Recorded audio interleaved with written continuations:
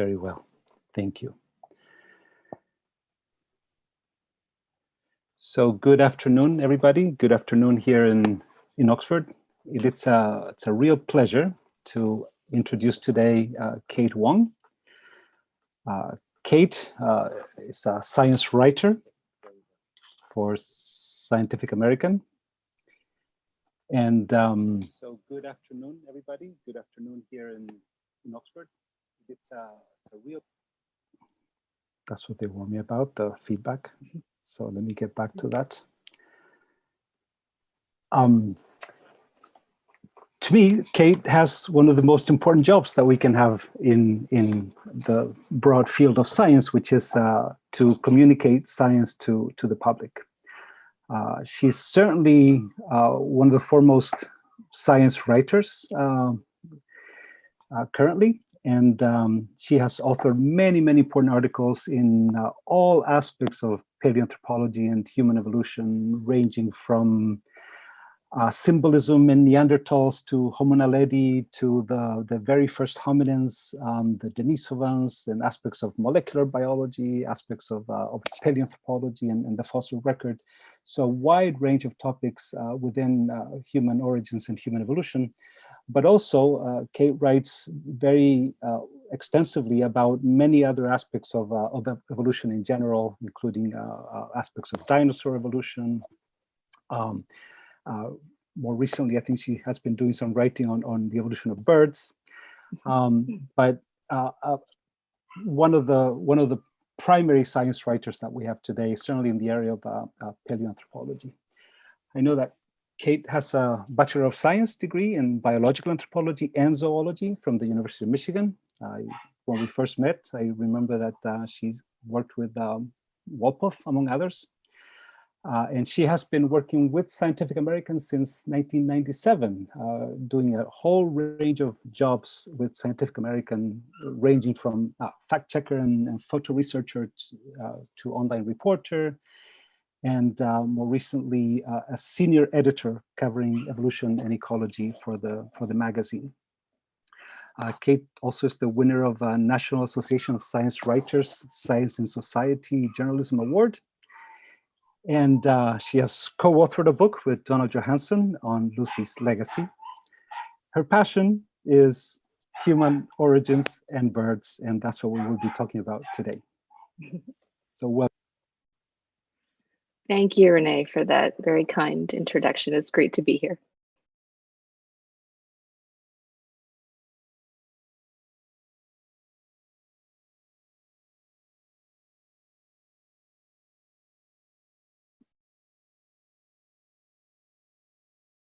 I'm sorry to interrupt you, Renee, but I've lost your audio. Okay. There we go. Yes. I'm back. Okay. Yep. Okay, so I wanted to start with one of the questions that were posed to us about science communication during the time of pandemic. And what are your views about how things are changed, perhaps now with the pandemic regarding science communication? Oh, wow, that's a really interesting question. I mean, you know, it's interesting because if I look at what I cover, which at the magazine is kind of all of non-medical biology, and some of the other areas that my colleagues cover, we have reporters and editors who are on the health and medicine beats, and I'm not there. I'm kind of on the awe and wonder side of the equation, and not the news you can use and the news of the day. And all of the COVID coverage has been primarily handled by my colleagues, and so it's been a little bit weird, working for the magazine, covering the areas that I cover at a time when all the information that we can get our hands on about the pandemic is essential. So, it's been a bit of a balancing act, trying to figure out, where I can help out with our coverage of the pandemic. And so I've contributed a little bit to that. But, we've also recognized that people also need to read about wonderful things, things that bring us all joy and kind of, you know, help us escape from this grim reality that we've all been living through for the past year and a half. So, you know, in a sense, I've been still doing mostly my usual stuff, but you know, everything about it is different. You know, instead of going to the conferences that we all go to and listening to you all give your presentations, I've attended some online conferences, but you know, it's totally different, and it misses that element of just hanging out at the bar and getting the gossip and hearing what people are really excited about, and not just, you know, the going to the formal presentations, although those are important too.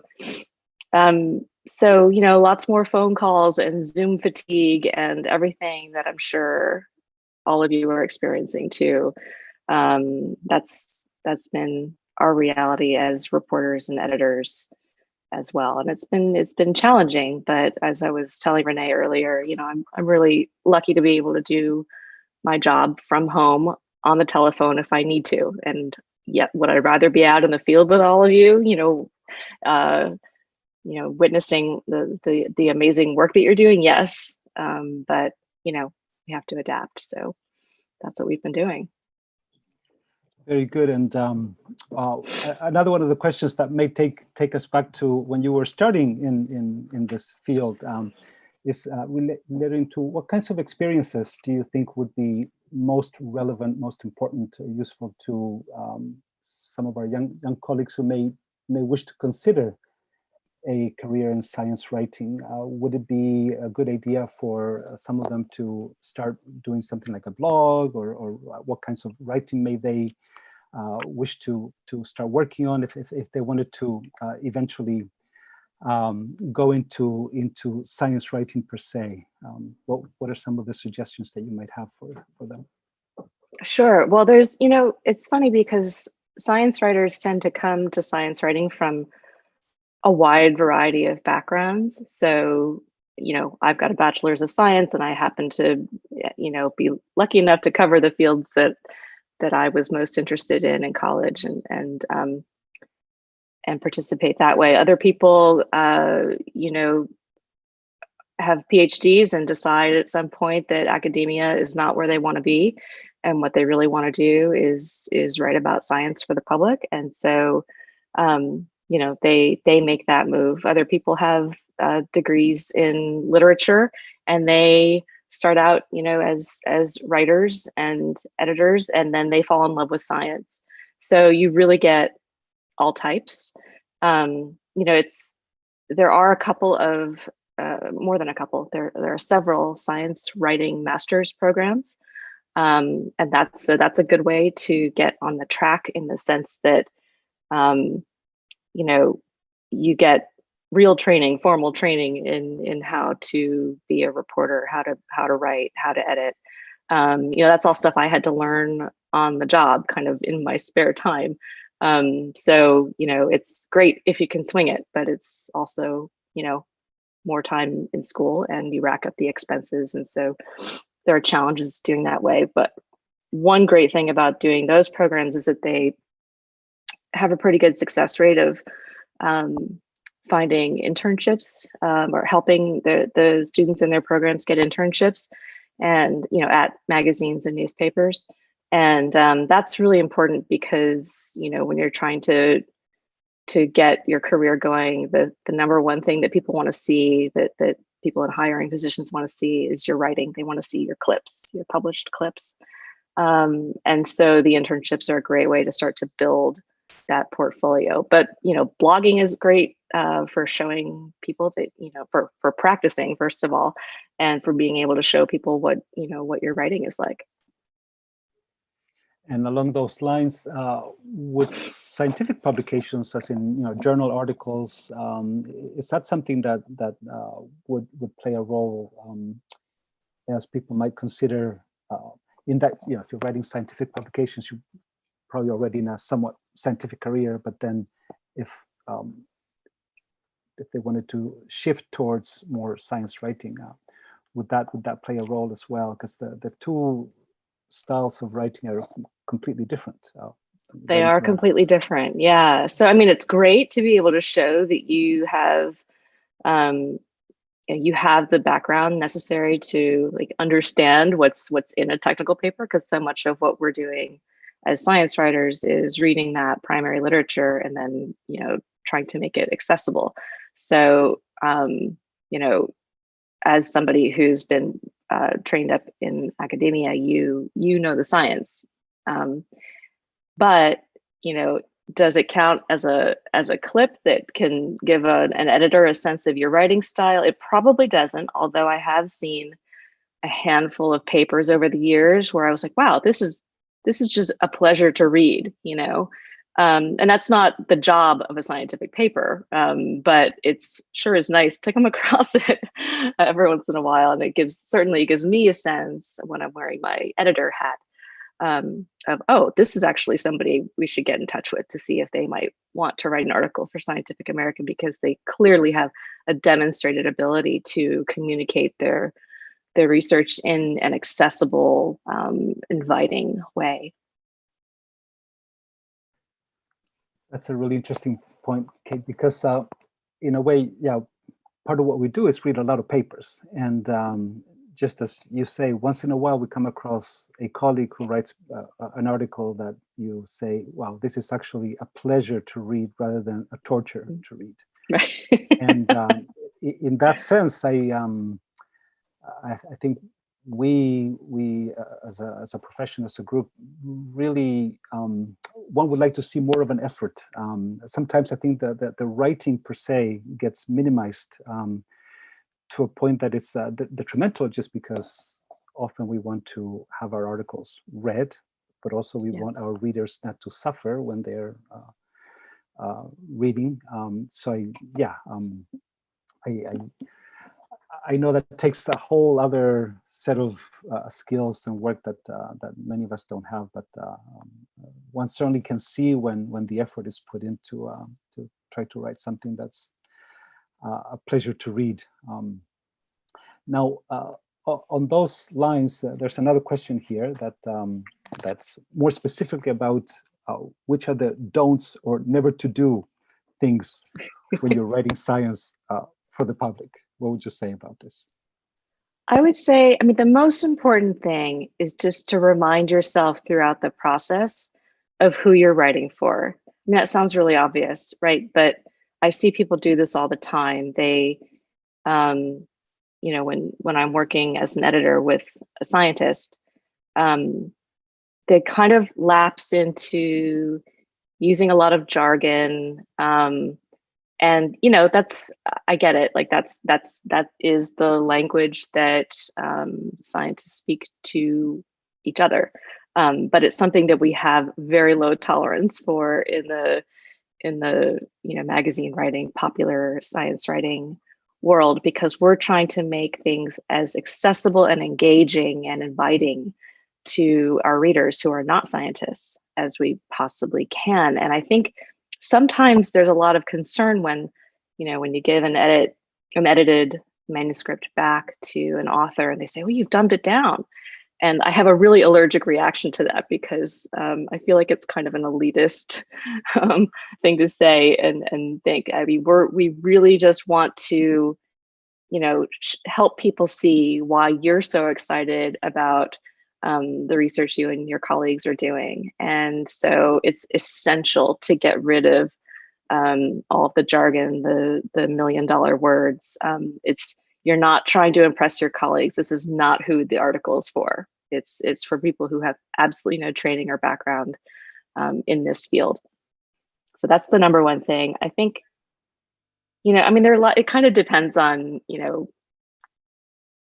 on what the person asking the question means by do's and don'ts, because it can get down into details too. But I think another thing I'll just mention, it's a little more detail oriented, is that I think when you're interacting with a reporter, sometimes there's a tendency for the scientist to, understandably, to want to control the interview and how they are quoted. and how their research is described by the reporter in the story. And I get that, it's about ensuring accuracy, but it's also about, wanting to come out looking good in the story. And so people often will demand, you have to show me the story before you publish it. That's a big no-no. Like, journalists, by and large, are not allowed to do that. There's policies against that, and it's because, you can imagine if a politician were allowed to review an article before it was published and make changes to it. Like, we can't have journalism working that way. So I think, if you're just really trying to help the reporter ensure that their story is accurate, a sort of more productive approach to that is just, trying to make yourself available and accessible, and tell them, like, hey, if any questions come up, if there's anything we talked about that you weren't sure about, here's how to reach me. I'm happy to answer questions. Just make yourself, available that way, and encourage them to reach out if they're not clear about anything. I think it's probably the best way to handle that. Does that help?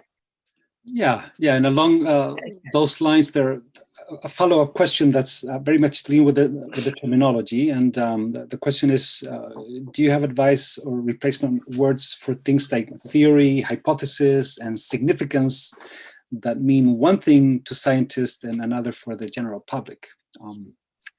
Yeah, that's a good question. I mean, I think it's totally fair when you're dealing with like an editor. So if a scientist is writing for Scientific American, and the edited manuscript comes back and he or she says, oh, you're using theory here in a casual conversational way, but I really want to be, precise about theory versus hypothesis versus just, speculation. I think that's a totally legitimate thing to point out and say, we're really not at a stage where we can call this a theory in the way that scientists understand that word to mean, because we want to be accurate in the way that we're presenting things to the public. But there are times when you might get some pushback and say, look, we're trying to be conversational here. We're trying to meet people where they are and not get too bogged down in some of these particularities.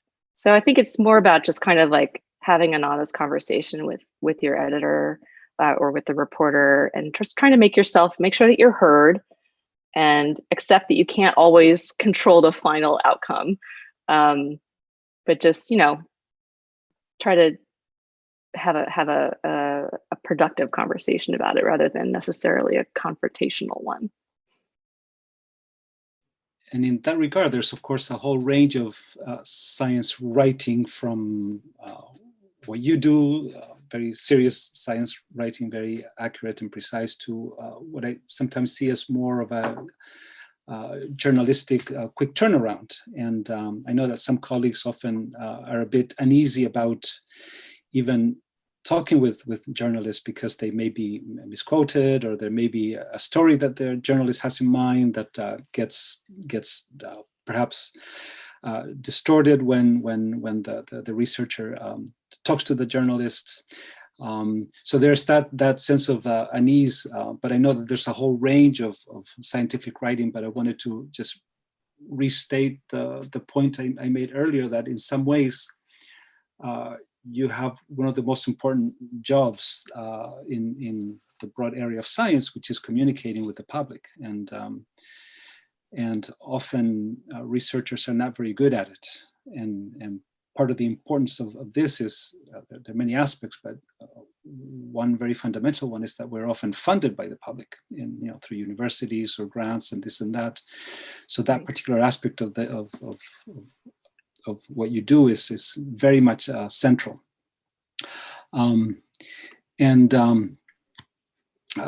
Another question that we have here is kind of a broad question about what would you say, Kate, are some of the key characteristics of accessible writing that one should strive for, to make writing broadly accessible without sacrificing precision, accuracy, facts, and so on. But Sure. Yeah. So I mean, the jargon is the number one thing. And I think also just figuring out how to frame the point that you're trying to make in a way that's going to make it obvious to the reader why this is important and interesting. That is the hardest piece of the puzzle to solve.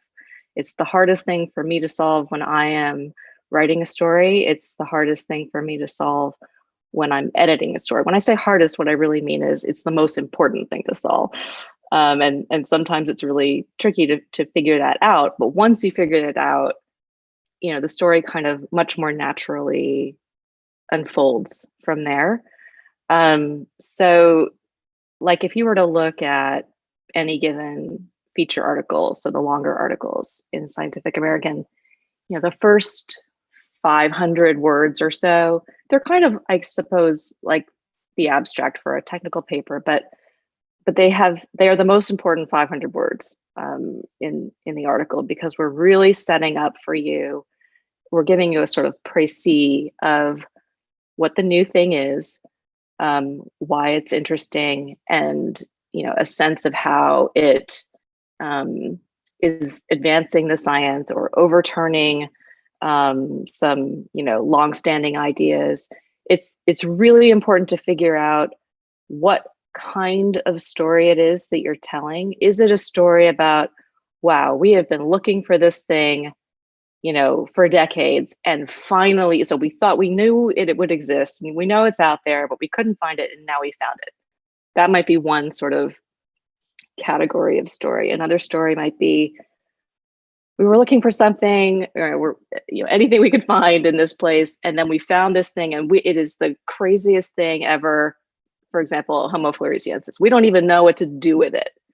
It raises all these questions, and it's a story about mystery and upsetting the apple cart and all of the fun, amazing, interesting possibilities that arise out of a discovery like that.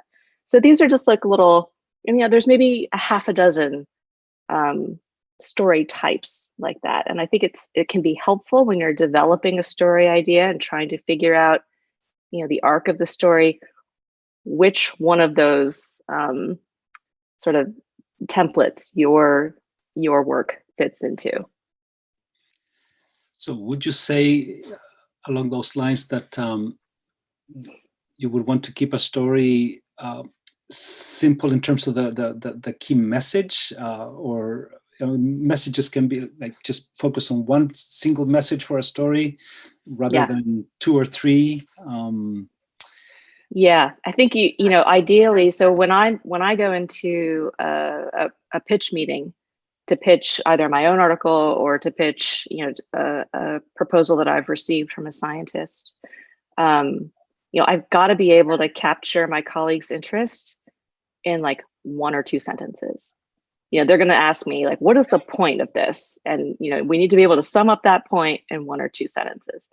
So it's common for when we first get a first draft of a manuscript in from a researcher, and sometimes from our professional writers too, for there just to be, there's so much excitement around the topic that the person just kind of crams a whole bunch of stuff in. And we have to figure out, is there a single narrative through line that we can find here and trace, from beginning to end, and anything that's not, germane to that, anything that might be tangential it probably needs to be cut. So yeah, keeping the message focused so that you can build a really tight thesis and supporting argument is important for sure. Mm-hmm. And I think, just getting back to the question of, accuracy and stuff, and the differences between, writing a journal paper versus a popular article. I think one of the key things is, in a journal article, you're spending a lot of time, maybe the bulk of your time, by time I mean space, pages, on the methods. And in a popular article, the message, the readers are here for the candy, and the methods are kind of like the spinach. Not always, but often. So it's not that the methods aren't important, and it's not that we don't want you to talk about them at all. They are important, But the thing that really, you know, kind of like fires people's imaginations and gets them super excited is the discovery and the sort of build up, the drum roll, the context leading up to that point is really important for the pacing of the story. But the methods tend to get condensed, so it's a part of the difference is a matter of proportion. And so in that sense also, how would you know when you read science papers, or when you go to meetings and you listen to papers, how is the process that goes through in the mind of a science writer about saying, you know, this presentation or this particular paper is something that you think can be turned into a good piece that for the public? Yeah, good question. So, I mean, a lot of it is just based on my own gut reaction. Do I find it interesting? And do I think I can convince my colleagues, because we all decide on the big feature-length articles as an editorial board? Can I convince my colleagues that it's interesting and important? But there are also other sort of cues that I use, and I had to learn this lesson the hard way. I was at a conference, and it wasn't human origins, so it was broader, much broader, and I think it might have been a Society of Integrative and Comparative Biology meeting. This is early on in my career, and I was exhausted. I'd been at the meeting for a couple of days, and I was really starting to drag, and I'd been sitting in this room listening to a bunch of talks, and through no fault of any of the speakers, I was just like about to fall asleep, and I was like, I gotta get coffee. And I see, so the talk had just ended. I see all these people streaming into the room, and it's going to be standing room only. And I'm still like doggedly trying to find my way out of the room because I need coffee. And then I ended up missing what was obviously the most important talk of the conference. And, you know, and it had a pretty bland title for the talk, and it wasn't an organism that I knew anything about. But it ended up being like the one talk I definitely should have gone to. So now I try to pay more attention to what, you know, what's getting other people excited. I'll ask, you know, people who I've known a long time, like you, when I run into you at a conference, you know, what did you see that you were really excited about? And if it's not immediately apparent to me why you would be excited about that, I'll just ask you, like, why is this a big deal? Why is this a standing room only talk? So, you know, it's a mix of those things. I think is probably the best way to answer that. And the next question is about trendy topics. So is that something that that also plays a role when you know that there are some areas that have become very trendy in one field or another?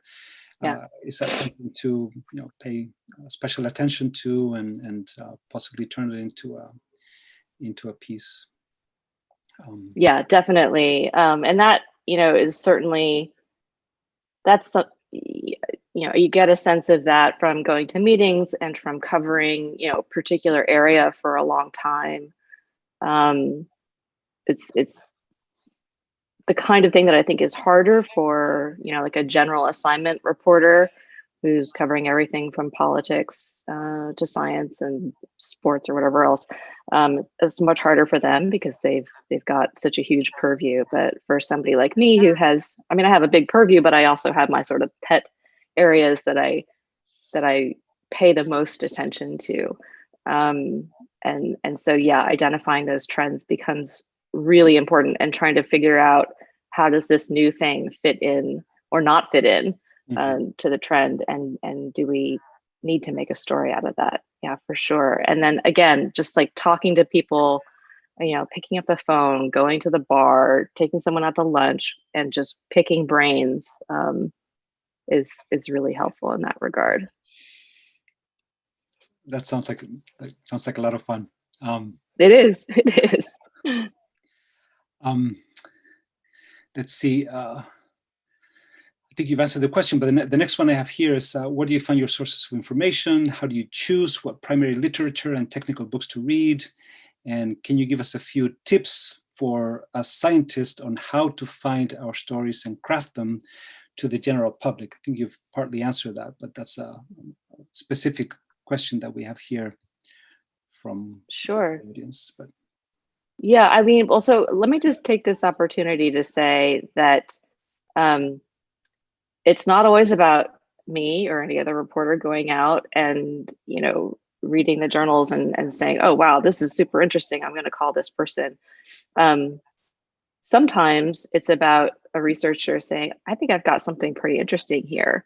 Let me go see who the reporters are who cover this kind of thing, and reach out to them and tell them I've got a paper coming out. I think you might be interested in it. Don't be shy about doing that, because your colleagues are doing it. And so it's actually great. I love it when people come to me and tell me that. It doesn't, always result in a story. And so you should never take that personally, because we all have, competing assignments that we're being given or that we have to pursue. So, but don't be shy. Don't feel like you're, shouldn't be tooting your own horn. You should be tooting your own horn. And the reality is that, even for the topic areas that I'm most interested in, I still have like pretty limited bandwidth. So like, yeah, I know what's coming out in Nature or Science, PNAS, PLOS One, and a handful of journals.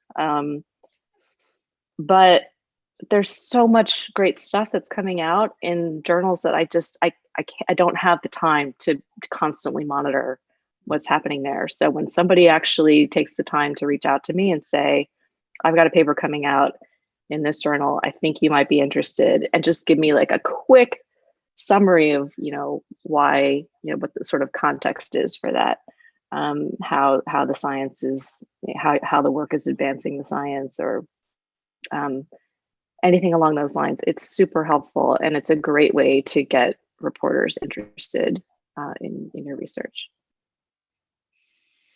So we know that there's a wide range of writing, and we have been discussing with our colleagues earlier about scientific journalism and science writing. And I guess a bit of a personal question: do you see yourself more as a science writer rather than a science journalist? And kind of related to that, what would you say is the main goal that you seek in your own writing? What is the sort of the ultimate purpose that you aim for through what you do and your pieces? Yeah, that's a really interesting question. I don't know if I necessarily differentiate those two in the same way that other people do. I mean, I think when I'm writing my own stories, I am, I'm interviewing other people. I'm trying to get to the truth. And so in that sense, it's journalism, but I will also spend a lot of a story trying to, explain why something is interesting and important, and it's more sort of expository. And I'm not typically involved in like investigative reporting. So I mean, my main goal is selfishly to find things I'm super interested in and try to get our audience to be as excited about it as I am, and things that I think are important advances in the fields that I cover.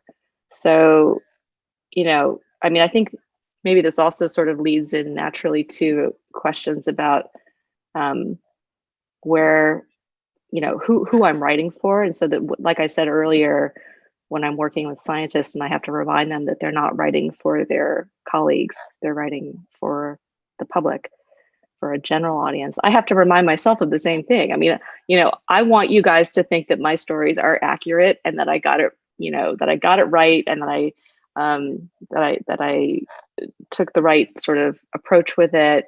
But I have to constantly remind myself it's not for you. It's for these the lay readers who maybe have never read anything about human origins before, and they need to be convinced that it's fascinating. And and sometimes that can lead into uncomfortable territory. Sometimes I think a lot of, some journalists are sort of known for, relishing all of the infighting that has often afflicted human origins. And I don't enjoy that part of it at all, but I find it necessary sometimes to talk about some of it because I see it affecting the way the science is done and the way the science is interpreted. So, sometimes you have to go there into the uncomfortable, thorny parts of these stories, and it can piss people off, frankly. So but it's part of the job. You say, Kate, that you write for the public, but in some ways that's a very broad term. Who is the public in relation to Scientific American, and has that public changed over time? Who do you have in mind, or in terms of your readers? Because clearly, the public can be very, very broad in terms of background and knowledge of some of the key concepts that you probably work on and so on. So who is the public when we're discussing scientific? Yeah, that's a really good question. I'm glad you brought that up. So for Scientific American, our readers are, I think, at most 10% scientists. I think that's still the current number. But they are by and large college educated, and at some point in their lives they may have pursued a science degree as an undergraduate, but they are not working scientists.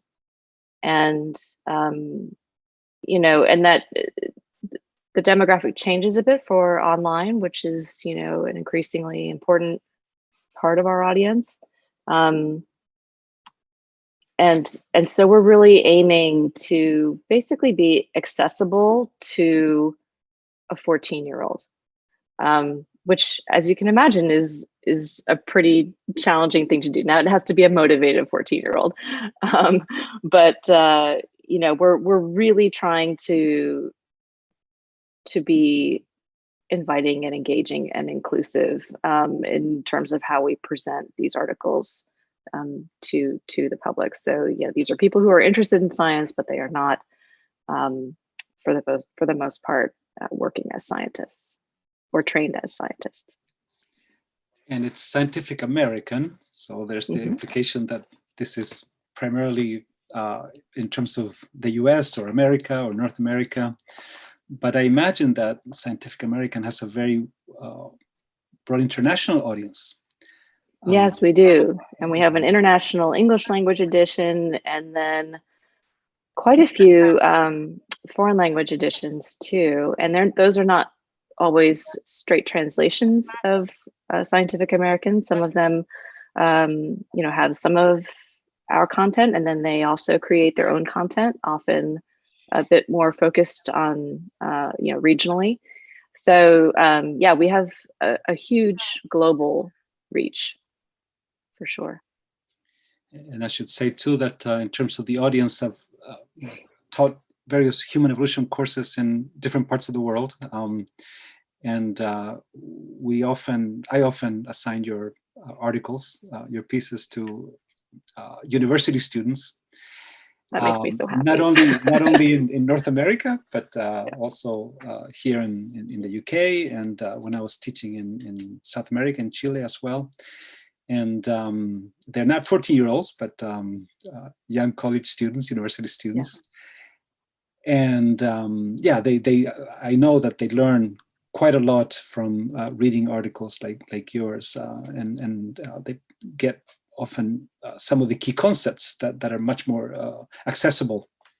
But I had in mind the fact that now, especially now when you have the online editions, you really have not just an American college educated audience probably, but a worldwide audience from South America, Asia, Africa, just pretty much around the world. And absolutely, does that influence the way you actually write about things, or do you keep the focus? Yes. Yeah. Yes, good question. So, I mean, there are certainly articles that we do that are focused on the US and things that are happening in the US. I just wrote a piece on the emergence of the brood 10 cicadas that is purely a phenomenon in the eastern US, but it's of global significance because of the scale of it. But yeah, we do try to make sure that we're keeping abreast of what's happening elsewhere in the world. There's a lot of fantastic science happening all over the place, and we want to make sure that we are bringing that to our readers as well. So we do try to, for the most part, make sure that the articles that we write and edit are not going to be only of interest to a US audience. So we have writers contributing from all over the world, and we talk about science that's happening all over the world. Mm-hmm. That's really important. Yeah, I mean, in that sense, of course, science is a universal pursuit. Exactly. So, yeah. Our next question here is about podcasts, which are becoming more popular, and the question is about using. What are your thoughts about using this method of communication with the public as a complementary way? It's not either or, of course, but as a complementary way to reaching a wide audience and to communicate science through podcasts. Yeah, I mean, I think podcasts are great. I helped to launch Scientific American's podcasts back in the early 2000s with our then host Steve Mirsky, who did all the work. I just tried to help get it off the ground, and they remain incredibly important and a powerful tool for reaching people. I'm not a huge podcast consumer myself, so I'm not the best person to ask that question to, but I mean, I'm kind of unusual in that regard. I think it's because I tend to process information better when I'm reading it than when I'm hearing it.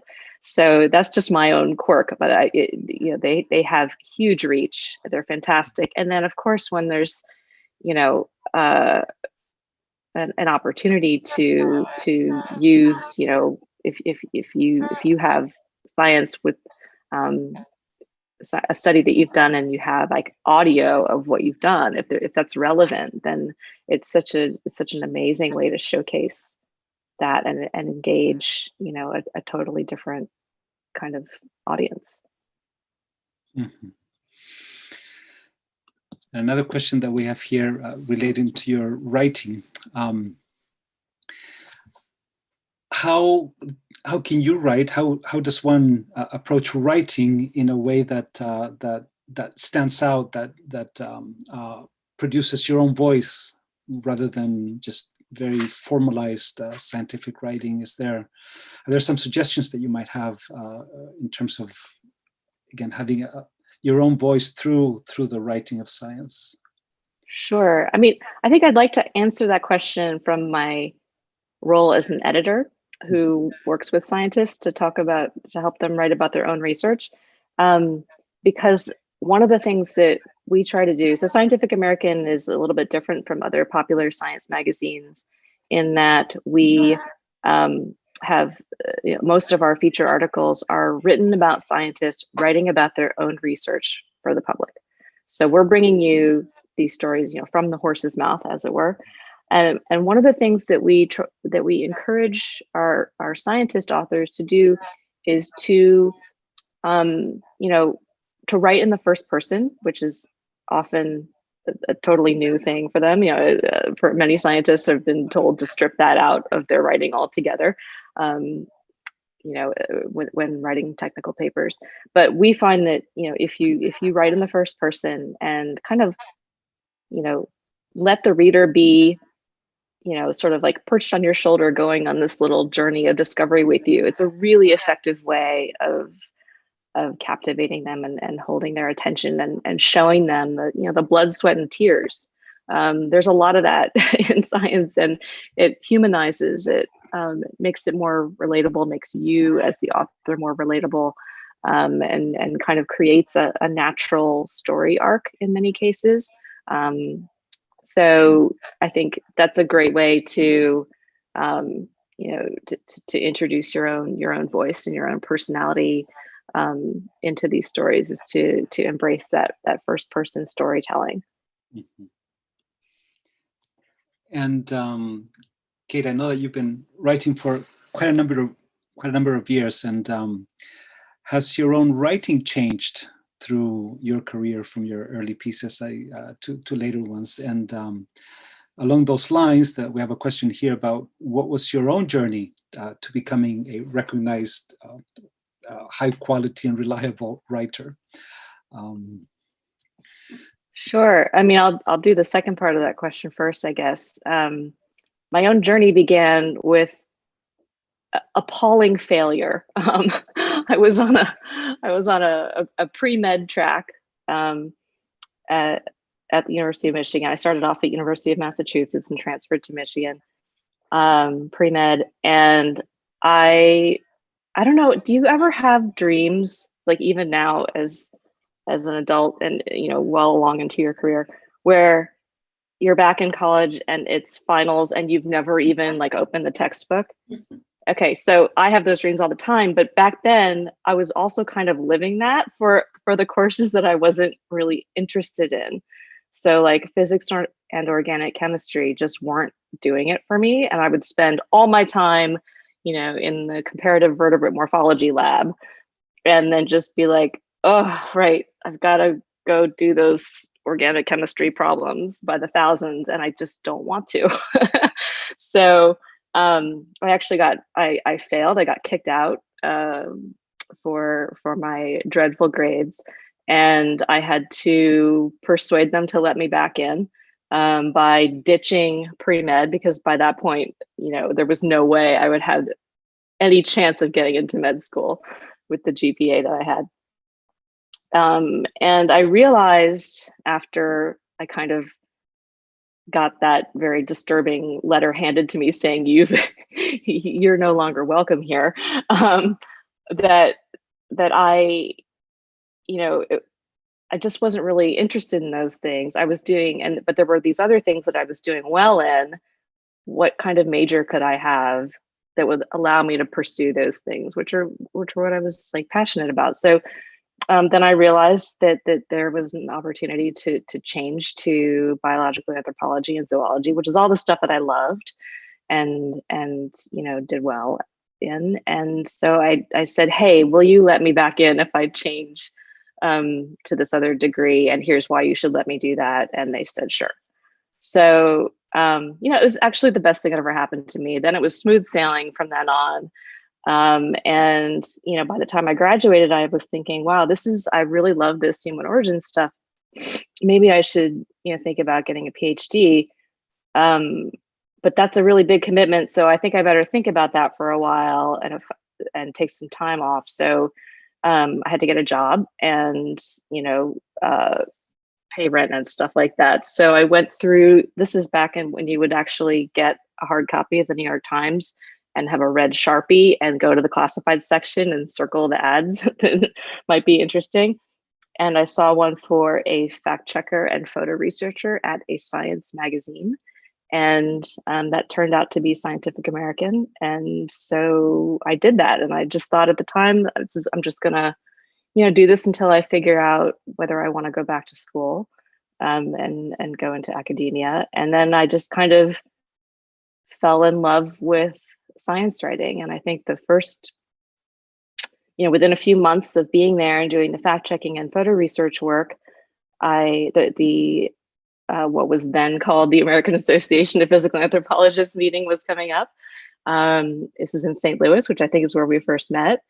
And I really wanted to go. And I went to the news editor and I said, hey, how about you send me to this conference and let me cover it for you? And he was like, well, see, the thing is, you don't have any training or experience as a journalist, so I can't really send you to this conference.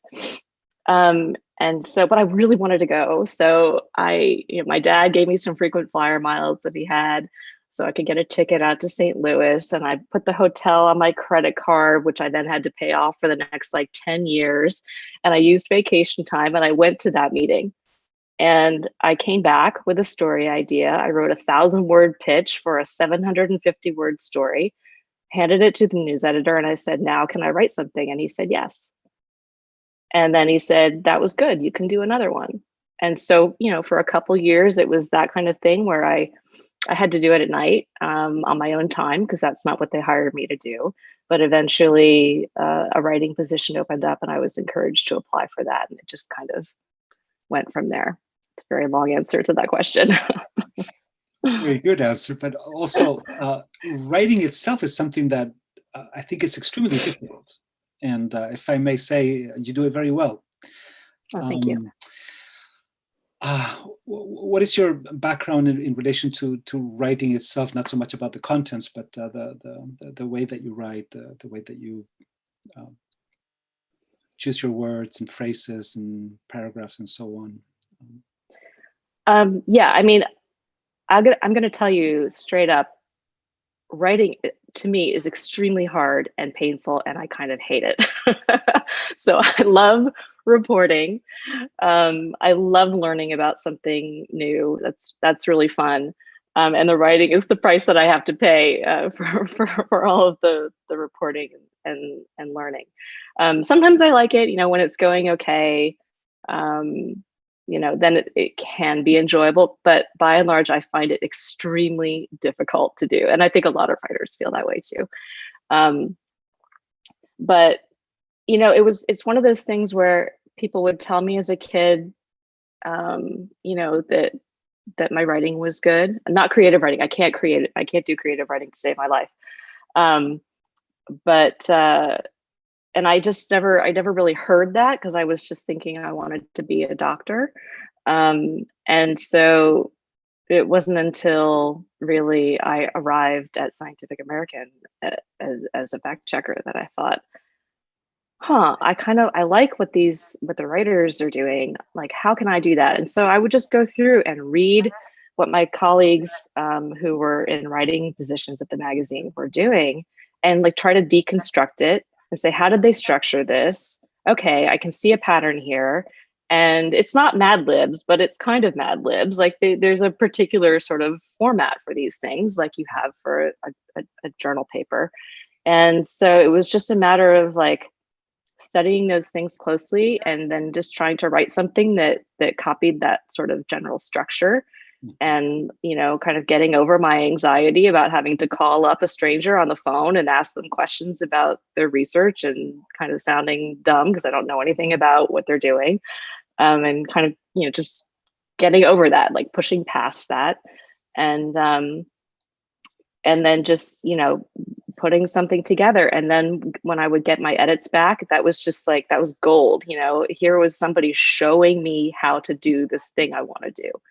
And I think it can be hard sometimes when people get an edited article back, because it's like, there's so much red on the page. Like this doesn't feel good for my ego. But for me, I was like, this is my education. They're giving it to me for free. So that's kind of just how I learned it. I think if I go back and read my earlier work, which I don't like to do because I hate reading my own stuff, but if I have to, I think it still kind of sounds more or less the same. But maybe it's changed a little bit. I try not to take myself so seriously anymore. And sometimes a story is inherently serious, but sometimes, there's an opportunity to allow oneself to be amused and share that with the readership. And you mentioned how you had to basically pay your way to go to St. Louis for the physical anthropology meetings. But I know that since then, in the field of paleoanthropology, you're very well known, and many of your pieces have taken you to the sites where a lot of the action is. And these include some of the key sites in various parts of the world. I know maybe you can tell us about.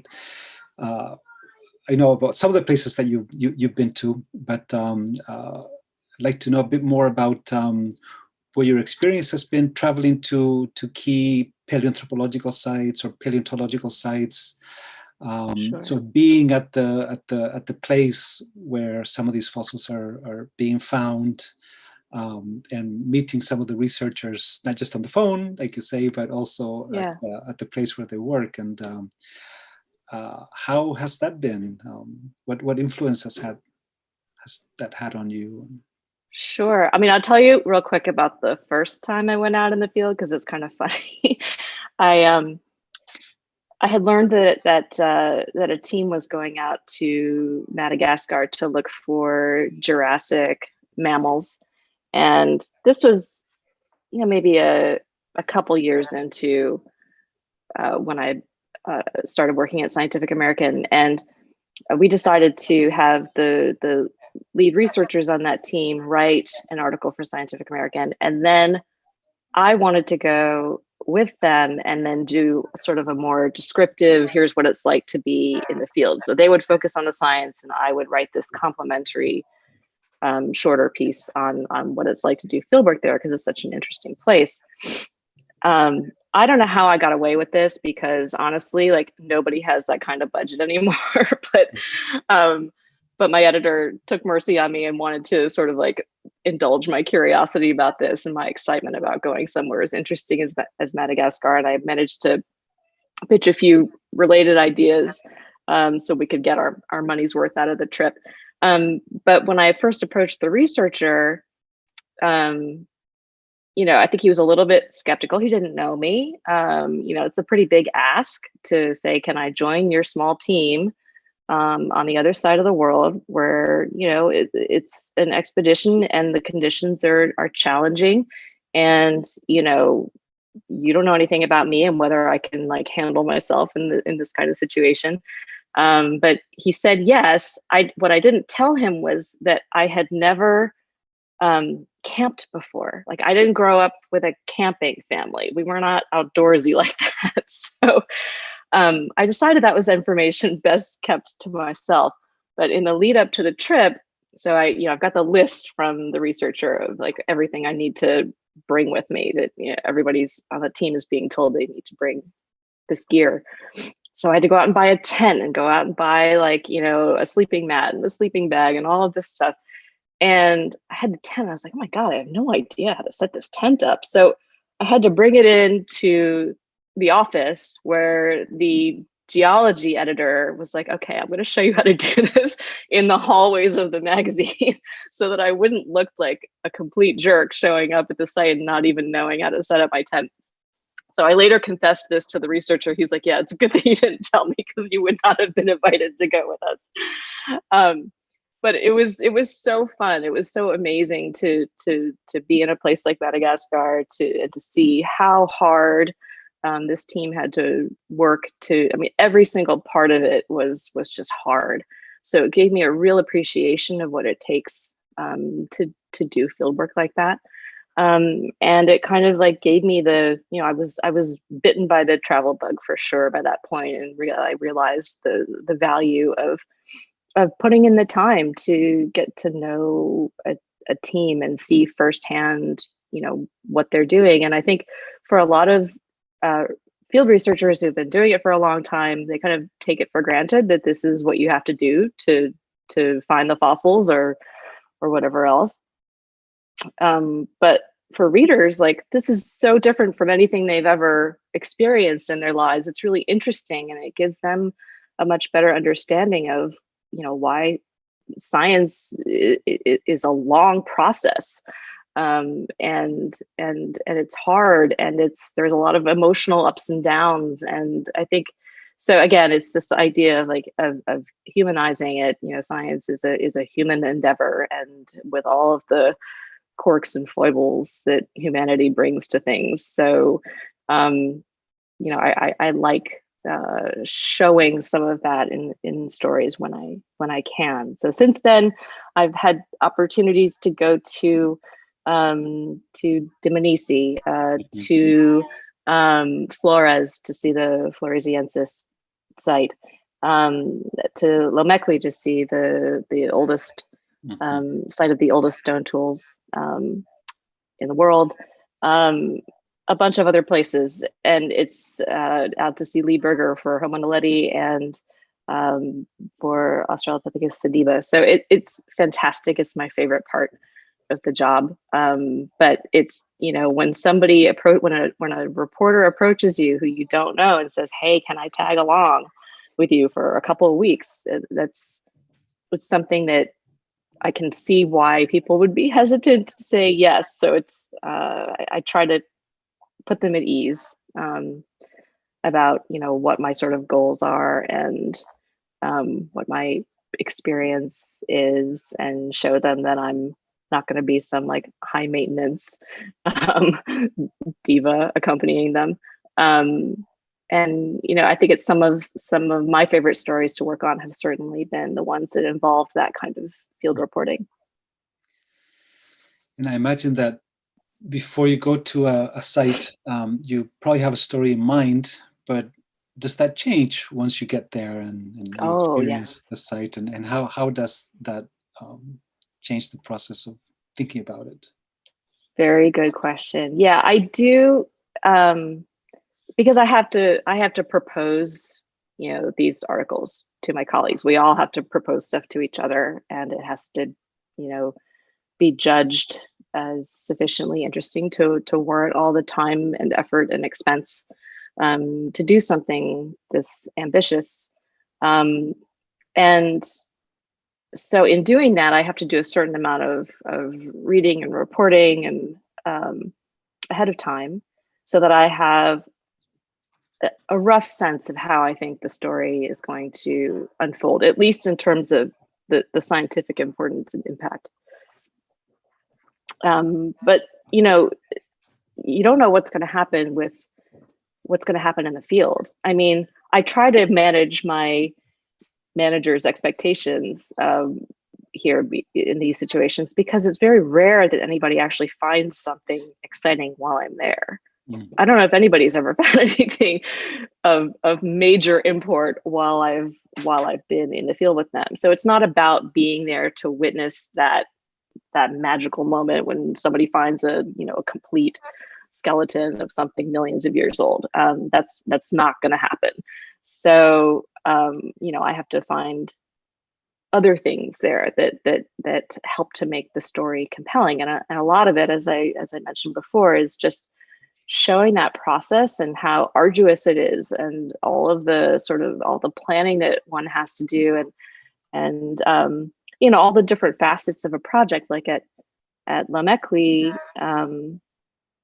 you know, we had to, that was my first time being out with a team in the Rift Valley and seeing the geology.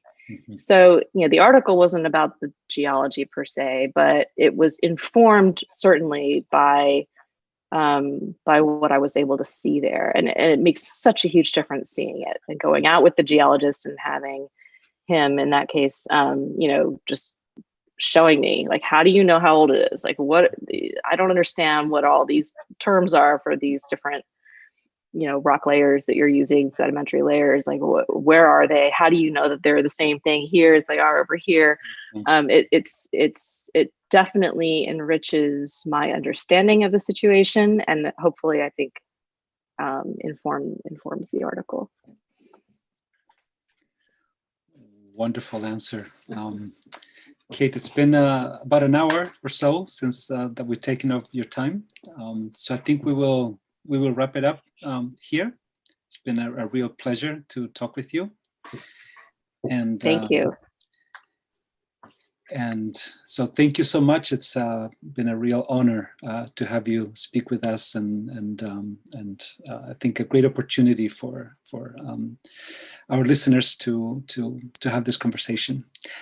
I do need to announce here that for next week, on Tuesday, the 18th of May, 4 p.m. UK time, we have another talk with Gladys Kalema, on the topic of conserving gorillas through a One Health approach.